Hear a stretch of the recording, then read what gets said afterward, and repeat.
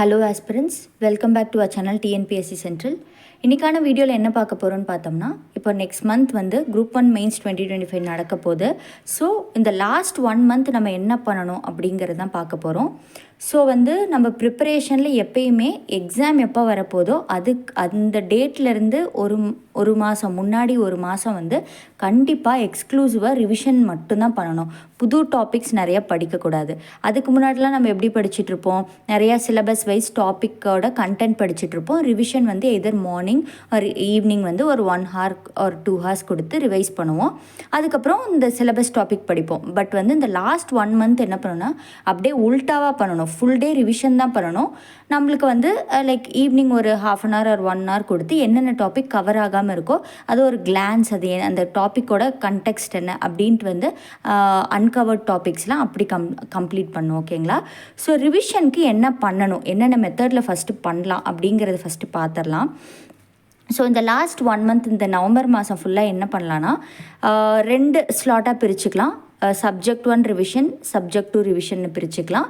Evening session வந்து ஏதாவது uncovered topics ஏதாவது இருக்கும் இல்லைங்களா, ரிமைனிங் ஏதாவது அந்த டாபிக்ஸ் எல்லாம் நீங்கள் இவ்வளோ நாள் படித்ததில் கவர் பண்ணாமல் இருக்கிற டாபிக்ஸை வந்து நீங்கள் வந்து கவர் பண்ணிக்கலாம். அதை கவர் பண்ணிவிட்டு நீங்கள் வந்து ஒரு 20 to 30 minutes வந்து ஏதாவது ஒரு மார்க் டெஸ்ட் மாதிரி எழுதிட்டு இருக்கலாம். ஓகேங்களா?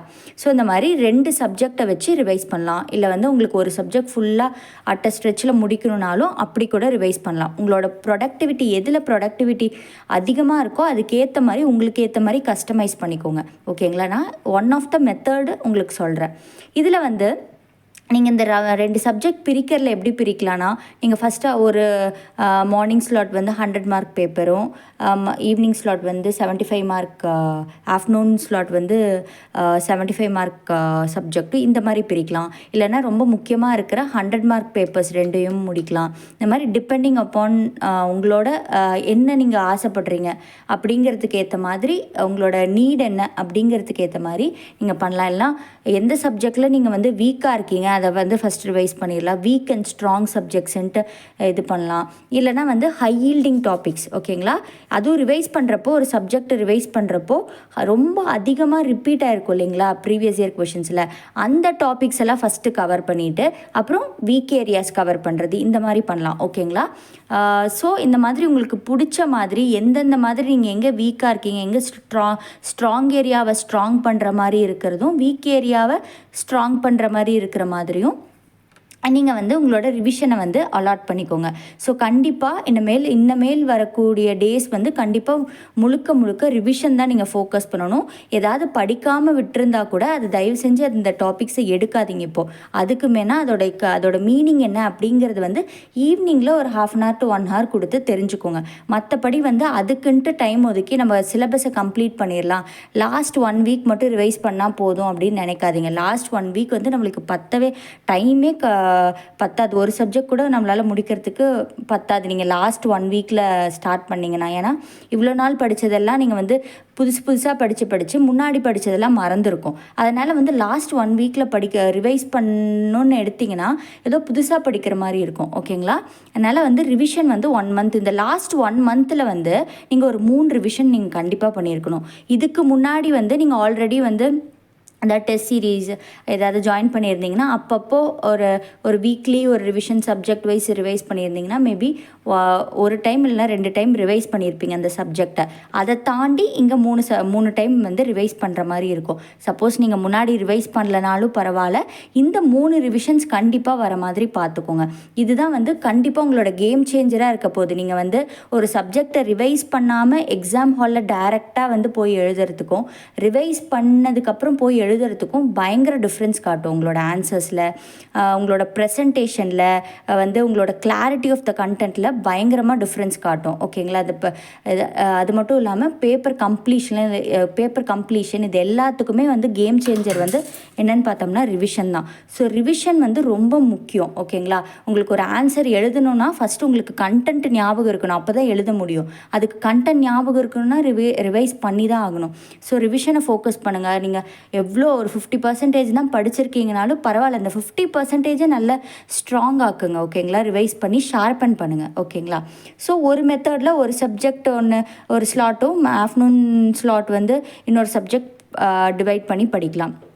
இன்னொரு மெத்தட் என்னன்னு பார்த்தீங்கன்னா, சப்போஸ் நீங்கள் கண்டினியூஸாக வந்து ரொம்ப டிசிப்ளின்டாக டெஸ்ட் சீரீஸ்லாம் ஜாயின் பண்ணி அதை கரெக்டாக எழுதிட்டு வந்துட்டு இருந்தீங்கன்னா, அந்த டெஸ்ட் சீரீஸ் வைஸ் நீங்கள் வந்து ரிவைஸ் பண்ணலாம். ஒவ்வொரு டெஸ்ட்டு எழுதி முடிச்சதுக்கப்புறம் அதோட ஆன்சர் ஷீட் இருக்கும் இல்லைங்களா, அதை எடுத்து திரும்ப திரும்ப அதோட கொஷின்ஸை ரிவைஸ் பண்ணிவிட்டு, அந்த டெஸ்ட் வைஸ் பண்ணுறப்போ ஒரு சப்ஜெக்ட்ஸ் ஒரு பர்டிகுலர் டாபிக் தான் கொடுத்துருப்பாங்க.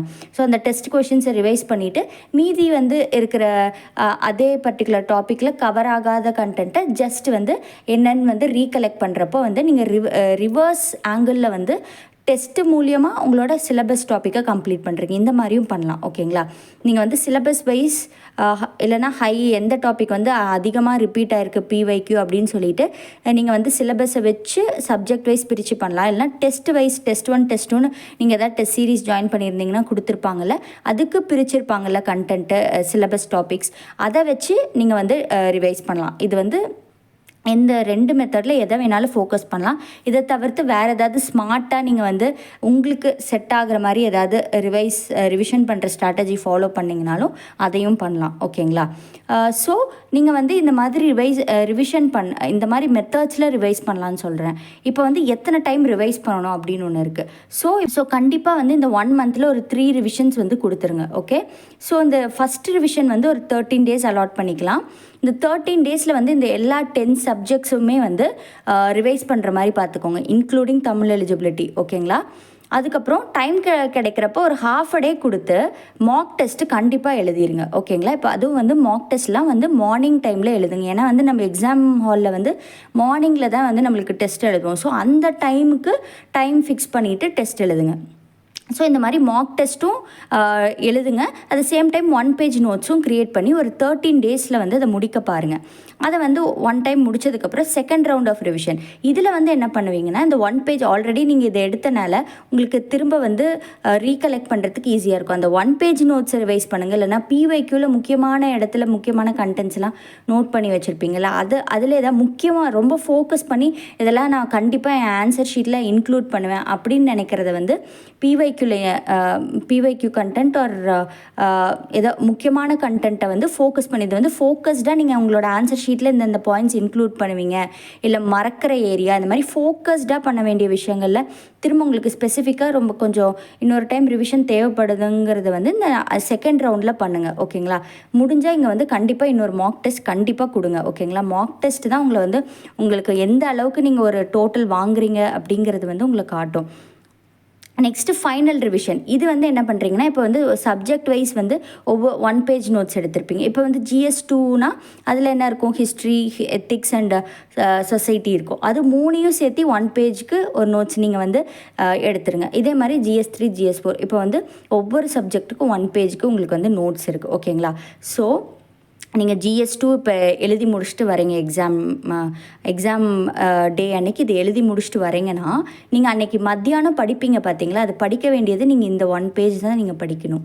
இந்த முன்னாடி இருக்க நோட்ஸோ எதையுமே ரெஃபர் பண்ணாதீங்க. இந்த 1 ஷீட்டை வந்து படிச்சுட்டு எங்கேயாவது மறக்கக்கூடிய விஷயங்கள் ஏதாவது பார்க்கணும் அப்படின்னு நோட் பண்ணி வச்சுருந்தீங்கன்னா அந்த வீக் ஏரியாஸை மட்டும் பார்க்குறதா தான் இருக்கணும். திரும்ப போய் அந்த மெயின் நோட்ஸ் எடுத்துக்கிட்டு ஃபுல் நோட்ஸ் எல்லாம் ரிவைஸ் பண்ணுறதுக்கு டைமே இருக்காது. ஏன்னா எக்ஸாம் ஹால்லாம் வந்து ரொம்ப டிஸ்டன்ஸில் இருக்கும்.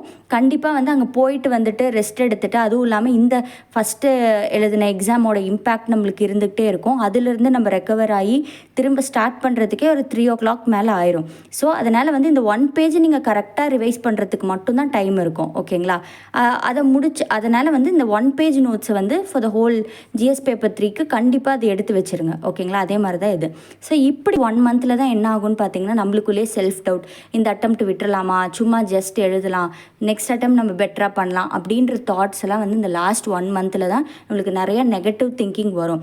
அதை வந்து நீங்கள் வந்து உங்களோட self control through disciplined revision தான் நீங்கள் வந்து அந்த நெகட்டிவ் தாட்ஸை வந்து கண்ட்ரோல் பண்ண முடியும். நீங்கள் ரிவைஸ் பண்ண உங்களுக்கு ஆட்டோமேட்டிக்காக அந்த நெகட்டிவ் தாட்ஸ்லாம் கம்மியாகி உங்கள் மேலேயும் உங்களுக்கு ஒரு கான்ஃபிடென்ஸ் வரும். ஓகே, கான்ஃபிடென்ஸ் தான் நீங்கள் ஆல்ரெடி இவ்வளோ வருஷமாக படித்த கண்டென்ட்டை வந்து பெஸ்ட்டாக கொடுக்கறதுக்கு ஹெல்ப் பண்ணுது.